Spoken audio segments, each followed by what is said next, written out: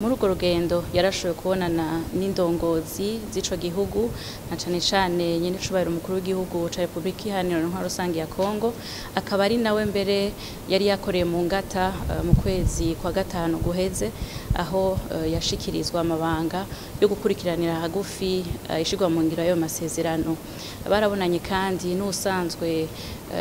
atunganya ibikorwa vyo gushira mu ngiro ayo masezerano mu gihugu ca Republika Iharanira Intwaro Rusangi ya Kongo. Ibiganiro yagize muri urwo rugendo nabo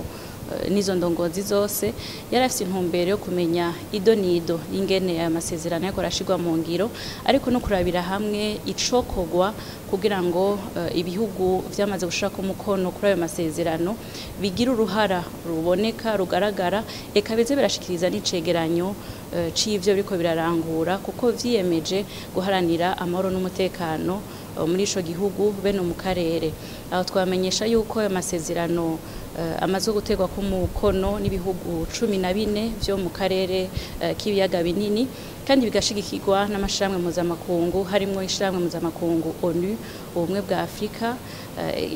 umuryango w'ibihugu vy'ibiyaga binini, eka ni n'umuryango w'ibihugu ukurikirana ivy'iterambere SADC. Ivyavuye mu biganiro yagize muri urwo rugendo, nyene icubahiro umukuru w'igihugu c'u Burundi nawe azoheza abishikirize mu nama iriko irategurwa izohuza abakuru b'ibihugu